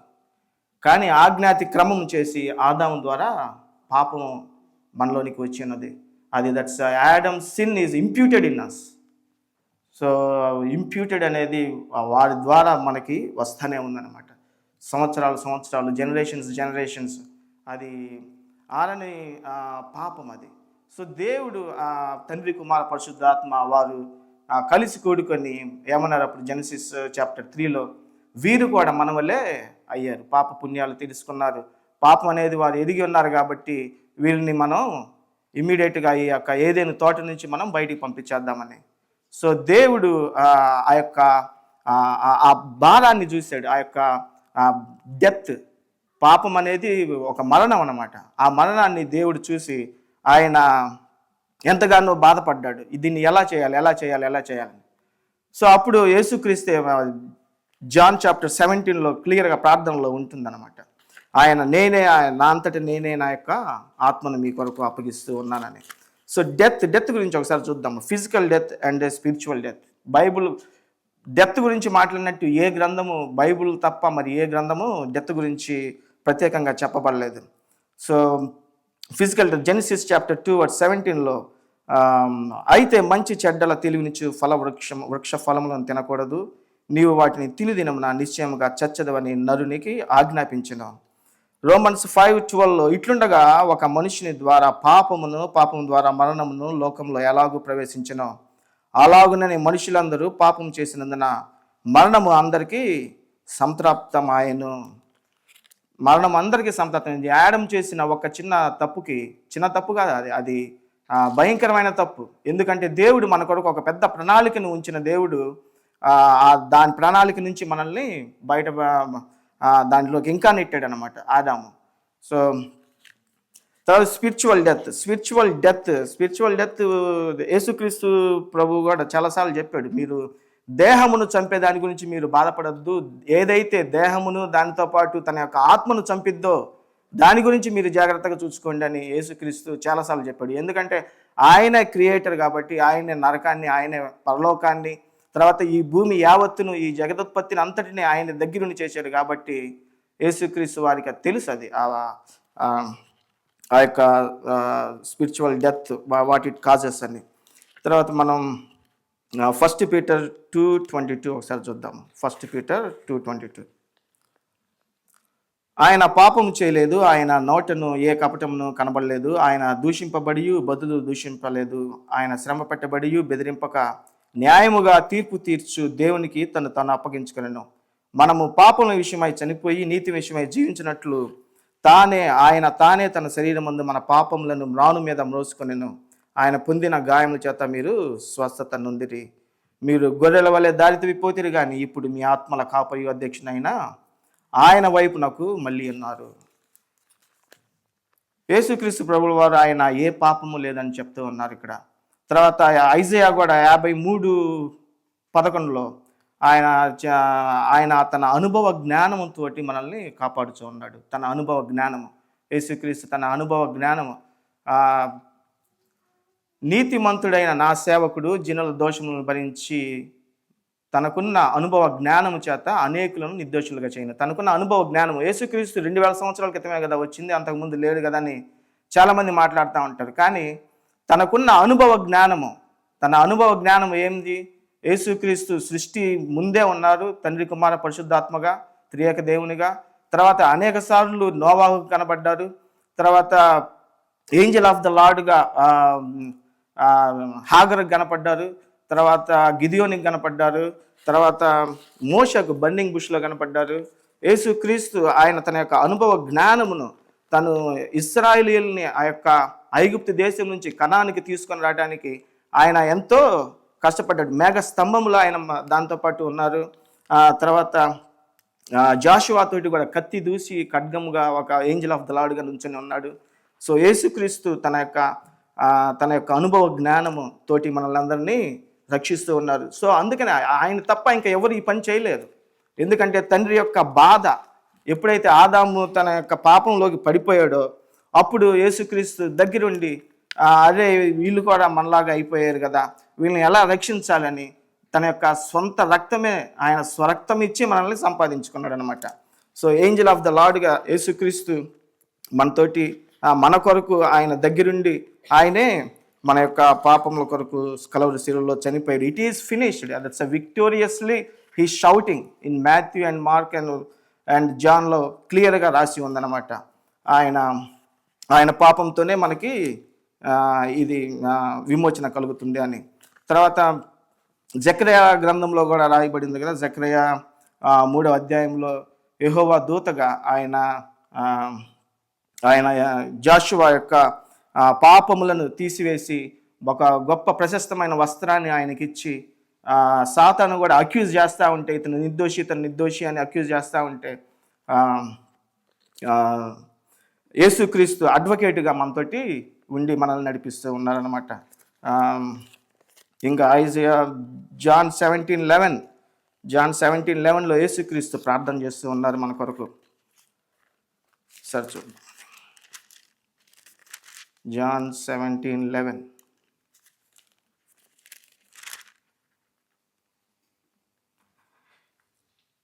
నేను ఇకను లోకంలో ఉండను కానీ మీరు లోకంలో ఉన్నారు, నేను మీ వద్దకు వచ్చుచున్నాను. పరిశుద్ధమైన తండ్రి, మనము ఏకమైనలాగున వారును ఏకమైండునట్లు నీవు నాకు అనుగ్రహించిన నీ నామమందు వారిని కాపాడము. యేసుక్రీస్తు ప్రభుల వారు ఆయన ప్రాణం పెడుచున్నా కానీ ఆయన మన కొరకు అడుగుచూ ఉన్నాడు తండ్రి దేవుణ్ణి, తండ్రి దేవా వీరిని కాపాడండి. వీరు నేను ఏమి అడగట్లేదు కానీ నేను అడుగుతున్నది ఒక్కటే, వీరందరినీ కాపాడండి. ఆ యొక్క ఆదాము యొక్క సిన్, ఆ యొక్క దాన్ని, ఆ యొక్క డెత్ని, మరణకరమైన పాపాన్ని, దాని నుంచి వీరిని కాపాడమని దేవుడు ప్రత్యేకంగా వారిని అడుగుతూ ఉన్నారు. ఇంకా ఈ యొక్క పాపం నుంచి, ఈ యొక్క విక్టోరియస్ లైఫ్లో సాతాను యొక్క ముళ్ళు, ఏ ముళ్ళు అయితే ఆదాములో ఉంచాడో ఆ ముళ్ళుని యేసుక్రీస్తు తొలగించారు అనమాట. ఆయన నిన్న నేడు ఏకరీతిగా ఉన్న దేవుడు. ఆయన రెవల్యూషన్లో ఉంది కదా, చివరిగా రెవల్యూషన్లోనే, రెవల్యూషన్ 22:13, నేనే ఆల్ఫాయు ఒమేగయు, మొదటి వాడును కడపటి వాడును, ఆదియు అంతమునై ఉన్నాను అని. సో ఆయనే మొత్తం అంతా మొదటి నుంచి సృష్టి యావత్తు ఆయన దగ్గర నుంచి జరిగింది. తర్వాత ఆయనే జీవం కలిగిన దేవుడు, ఆయనే ఆదియు అంతమునై ఉన్నాడు. ఆయన తప్ప వేరే దేవుడు లేడు. ఎవరైతే ఆయన యందు విశ్వాసం ఉంచుతారో వారు నిత్య జీవం కలిగిద్ది. ఎవరైతే ఆయన యందు విశ్వాసం ఉంచుతారో మరణంలో నుండి జీవంలోనికి ఆయన నడిపించే దేవుడిగా ఉంటూ ఉన్నాడు. ఈవెన్ ఇన్ ద హీబ్రూ లాంగ్వేజ్లో కూడా ఇట్ ఈస్ ఫినిష్డ్ అని అంటే దాని మీనింగ్ షాలేం అని, షాలేం. సో షాలేం అంటే it's completely finished. So Shalem నుంచి షాలోమ్ డిరైవ్ అయిందనమాట. షాలోమ్ అంటే పీస్. ఈ యేసుక్రీస్తు చేసిన ఆ యొక్క విక్టోరియస్ ఇట్ ఈస్ ఫినిష్డ్కి, కంప్లీట్లీ ఫినిష్డ్కి, తద్వారా మనకి పీస్ కలిగింది, షాలోమ్ కలిగింది. సో దేవుడి మాటలను మన ఇంట్లో దీవించిన కాక ఆయన యొక్క శాంతి సమాధానము మన కుటుంబాలందరికీ ఉండును కాక. ఆమేన్. అప్పగింతు తండ్రి నీకు ఆత్మనంచును, గొప్పయార్భాటంబు చేసి కూలిపోతివా,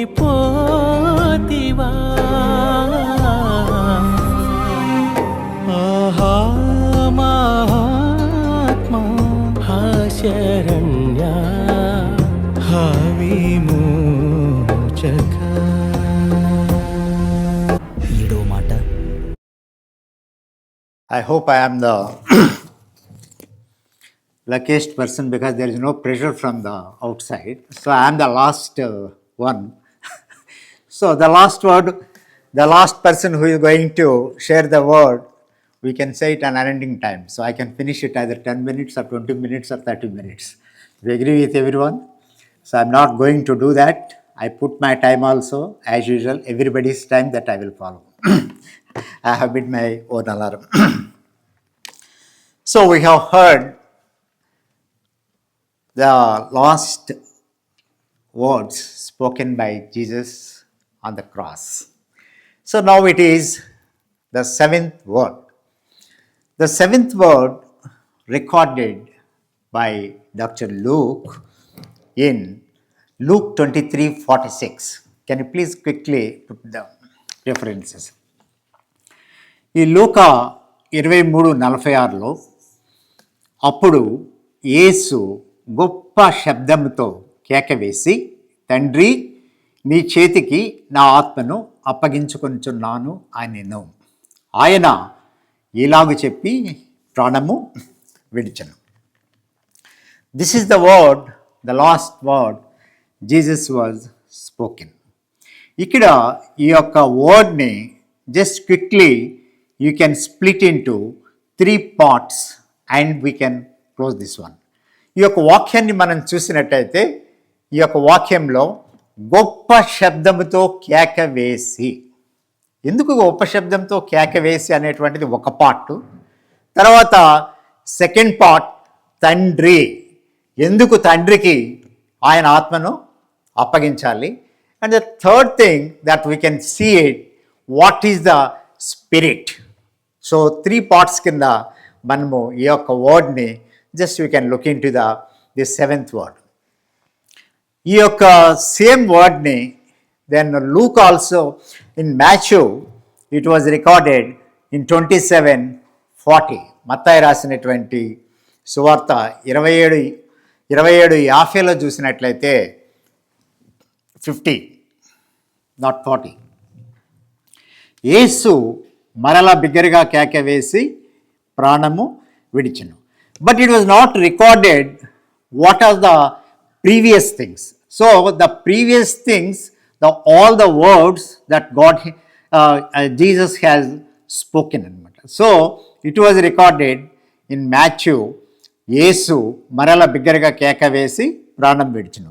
Even in Mark, if we can see what Mark recorded in Mark 15:37, that is also recorded the same thing.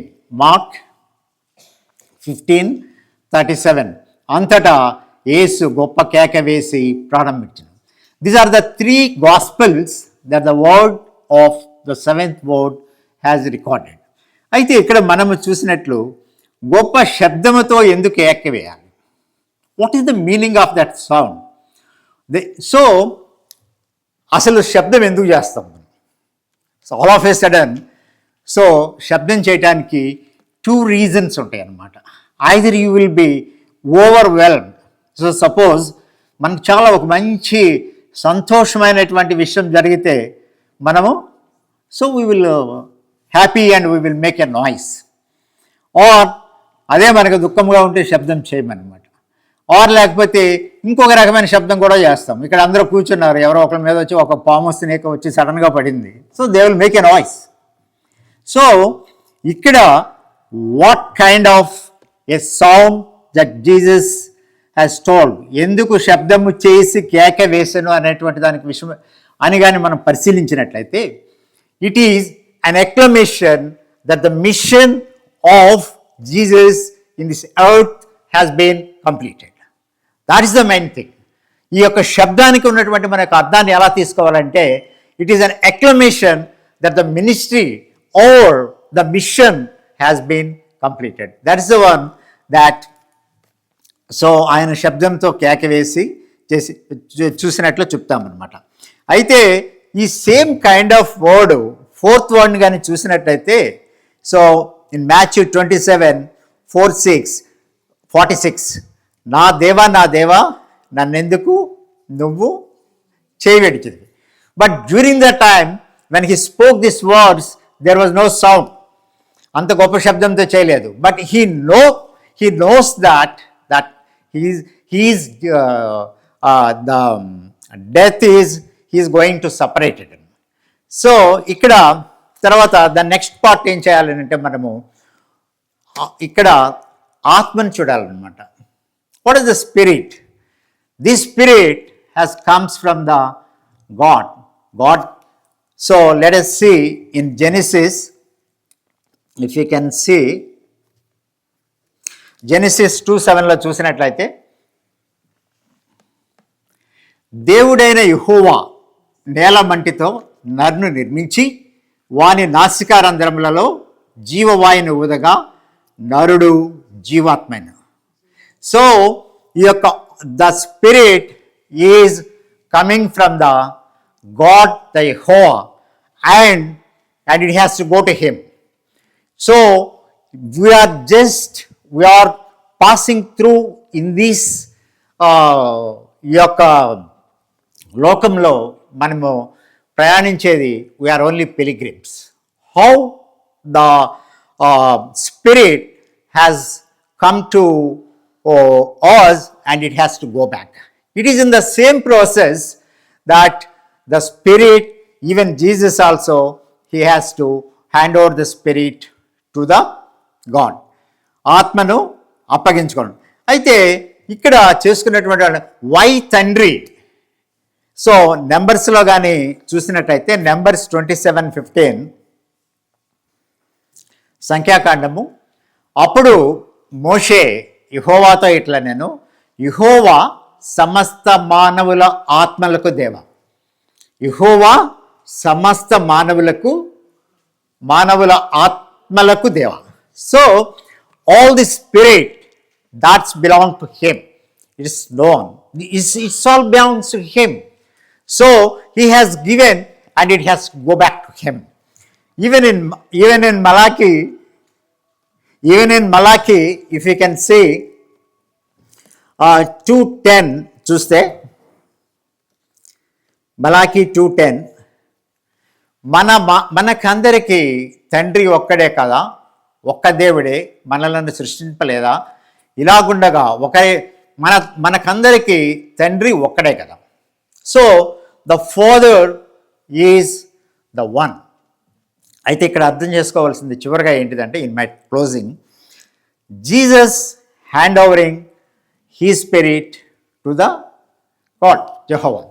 అయితే ఈరోజు సో హౌ మనము మన ఆత్మల్ని అప్పగించాలి అని అంటే, whatever the way that we have to come, so we have to pass through Jesus.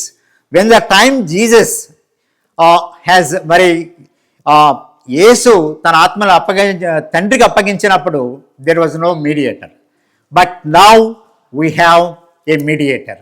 So అందుకనే చివరిగా మనం చూస్తాము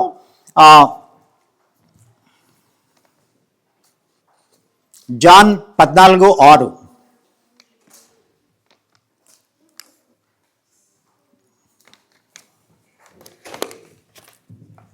యేసు నేనే మార్గమును సత్యమును జీవమును, నా ద్వారానే తప్ప ఎవడను తండ్రి యొద్దకు రాడని అనమాట.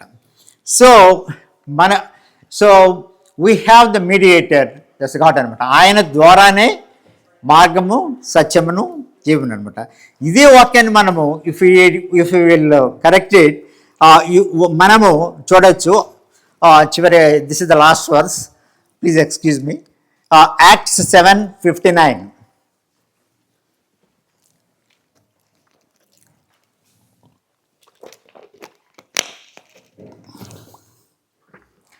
ఇక్కడ మనము స్టెఫెన్ గురించి చూస్తామన్నమాట. స్టెఫెన్ గురించి చూసినప్పుడు ఆయన చెప్తున్న ప్రభువుని గురించి మొరపెట్టు, యేసు ప్రభువా నా ఆత్మను చేర్చుకొనమని స్టెఫెన్ పలుకుచుండగా వారు అతన్ని రాళ్లతో కొట్టిరన్నమాట. So it is understood Jesus has handed out to the Father His Spirit. Then ఆ తర్వాత వచ్చినటువంటి అపోస్తులు కానీ, ఆ తర్వాత వచ్చినటువంటి all as we are hand overing our spirit to the through Jesus, and it will go to the Father because He is the one. So జీవ ఆ యొక్క ఆత్మ అనేటువంటిది this all belongs to father. So ఎలా అయితే మనము ఈ యొక్క ప్రయాణంలో వచ్చామో, అందుకనే ఈ యొక్క ద టోటల్ జర్నీ మన యొక్క సత్ప్రవర్తన, సత్క్రియలు అనేటువంటిది ఈ జీవితంలో చేస్తూ మన యొక్క జీవితాన్ని when our time has come, we have to hand over our spirit through Jesus to the Father. So my question is lastly, so to come to that point, so ఆత్మలను అప్పగించాలి అనేటువంటి యొక్క విషయాన్ని రోమన్స్లో కూడా పాల్ చెప్తా ఉంటాడు అనమాట. We will get the rewards అనమాట in whatever way the journey that we have travel. So the rewards will be there. May God bless this word, and I request Brother Prince to please come and close this good service meeting with a prayer. ప్రార్థన చేసుకుందాం. ప్రార్థనకు ముందు ఈరోజు ప్రభు అయిన యేసుక్రీస్తును సిలువ వేసిన దినముగా పరిగణిస్తున్నారు. అది ఎప్పుడు వచ్చిందో, ఎందుకు వచ్చిందో ఎవరికి తెలియదు, కానీ యేసుక్రీస్తు సిలువ ఎక్కింది నిజం. ఆయన అన్న ఈ 7 మాటలు నేను సంక్షిప్తంగా చదివి ప్రార్థన చేస్తాను. 1, తండ్రి వీరేం చేయుచున్నారో వీరికి తెలియదు, వీరిని క్షమించు. మనల్ని అందరినీ క్షమించాడు, తన రక్తంతో కడిగినాడు. నాటువంటి నీటువంటి పాపిని ఆయన ఒక మాట అన్నాడు, నేడు నీవు నాతో కూడా. ఏ రోజైనా సరే, ఇప్పుడైనా నువ్వు ఇంకా యేసు ప్రభువుని నమ్మకుండా ఉంటే, ఇఫ్ యు సే దేవా నన్ను రక్షించు అంటే, నేడు నీవు నాతో కూడా పరలోకంలో ఉంటావు. పరదేశ్ లేదు. God has taken away. When he took the last man was that thief. He took him. చెరగా పట్టుకొని తీసుకెళ్ళిపోయాడని బైబిల్లో రాయబడింది. ఎనీవే, మూడవది వాక్ గారు చెప్పినట్టు, అమ్మా ఇదిగో నీ కుమారుడు, ఇదిగో నీ తల్లి. నా దేవా నన్నెందుకు చేయి విడిచితివి. దేవుణ్ణి ఎప్పుడు చేయి విడిచడు, మనమే చేస్తాం. ఇది మనకు ఒక సాదృశ్యం. దేవుణ్ణి ఎప్పుడు మనం చేయి విడవకూడదు. నేను దప్పిగొనుచున్నాను. మనం ఎప్పుడు దప్పిగొనుచునే ఉంటాం. మనకి జీవజలాలు ఇచ్చేది ప్రభు అయిన యేసుక్రీస్తు. సమాప్తమైనది, మనకు కూడా సమాప్తం అయిపోయింది. నమ్మండి, నమ్మకపోండి. When he forgave our sins, it is finished. Trust me, the salvation is forever. తండ్రి మీ చేతికి నా ఆత్మను అప్పగించును. బ్రదర్ చెప్పినట్టు ఆయన తండ్రి నుంచి వచ్చినాడు. కాలము పరిపూర్ణమైనప్పుడు స్త్రీ యందు పుట్టి మన కొరకు పాపముగా చేయబడి సిలువలో వేలాడి తిరిగి తండ్రి దగ్గరికి వెళ్ళిపోయాడు. Because he is the God. He came as a son of man. వీటితో దేవుణ్ణి స్తుతిస్తాం. రండి. ప్రేమ గల పరలోకమందున్న మా తండ్రి యేసయ్య, నాయన నీకు వందనాలు ప్రభా. ఈ యొక్క శుభ శుక్రవారం సాయంత్రం ఈ యొక్క కర్మేలు సంఘములో మేము సంఘంగా కూడి నీ యొక్క ఆ శిలువ మరణాన్ని దేవా మరొకసారి నా జీవితంలో, మా జీవితంలో నువ్వు చేసిన ఆ గొప్ప పని, నేడు నీవు నాతో కూడా పరదేశంలో ఉండు అని చెప్పిన తండ్రి, వీరేం చేస్తున్నారో వీరికి తెలియదు, వీరిని క్షమించమని చెప్పి మా పాపాలని కడిగిన తండ్రి, మా దప్పికని ఎప్పుడూ తీరుస్తూ నా యొద్దకు రండి, నేను మీకు జీవజలాలు ఇస్తానన్న తండ్రి, దేవా ఈ యొక్క లోకములో నువ్వు చూపిన నీ ప్రేమ, నీవే అన్నావు, నన్ను ప్రేమించువారు నాతో ఉండువారు నా సహోదరులు, నా తల్లిదండ్రులు అని. వారిని ప్రేమించే బాధ్యత మాకు అనుగ్రహించినందుకే నీకు వందనాలు ప్రభా. నిన్ను ప్రేమించగలిగేటట్లు చేయండి ప్రభా. నీ ప్రేమ మాతో ఉండగలిగేటట్లు చేయండి. అలాగే ప్రభా యేసయ్య సమాప్తమైనదని చెప్పినావు ప్రభా. ఎప్పుడైతే నా పాపాలను నువ్వు కడిగినావో, మా పాపాలను నువ్వు కడిగినావో, అది సమాప్తమైపోయింది ప్రభా. తండ్రి నీ చేతికి నా ఆత్మను అప్పగించుకుని యేసు ప్రభువా, మేము కూడా ప్రభువా ఒకరోజు నీ చేతికి మా ఆత్మను అప్పగించి నీతో ఎల్లప్పుడూ సంతోషంగా ఉండే ఆ గొప్ప భాగ్యం కొరకే ఎదురు చూస్తున్నాము. నువ్వు చూపిన నీ ప్రేమ కొరకే నీకు వందనాలు. ఈ శిలువ మరణం ప్రభా ఈరోజు ఆగిపోలేదు. ఇది పాత రోజు నుంచి, పాత దినము నుండి, పాత పాపము నుండి నూతనముగా దేవా పునరుద్ధారణగా లేచిన నీ యొక్క ఆ రోజు కొరకే మేము ఎదురు చూస్తున్నాము. ఆదివారం నీ దగ్గరికి వచ్చి నిన్ను ఆరాధించి, పూజించి, స్తుతించి నీ యొక్క పునరుద్ధారణ శక్తిని మేము గ్రహించగలిగే శక్తి మాకు అనుగ్రహించమని వచ్చిన ప్రతి ఒక్కరి కొరకే నీకు మనసారా నీకు వందనాలు చెల్లిస్తూ వారి కుటుంబాలను వారిని ఆశీర్వదించి కాచి కాపాడమని నువ్వు చూపిస్తున్న నీ ప్రేమ కొరకై ఎంతో నీకు స్తుతులు చెల్లిస్తూ ఇచ్చిన మంచి సమయం కొరకై మనసారా నీకు వందనాలు చెల్లిస్తూ తిరిగి నీ సన్నిధికి వచ్చే వరకు నీ సన్నిధిని కోరుకొనుకుంటూ యేసు ఘనమైన నామము నా వినయంతో అడిగి ప్రార్థించి వేడుకొనుచున్నాము తండ్రి. ఆమేన్. The grace of our Lord and the love of Jesus Christ and the fellowship of our Holy Spirit be with us. Amen. అప్పగింతు తండ్రి నీకు నాత్మనుంచును గొప్ప యార్పాటము చేసి కూలిపోతివా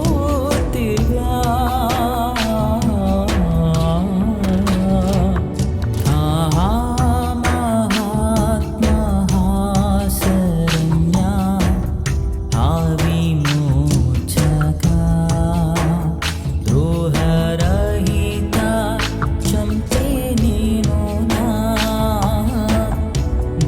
దోషమే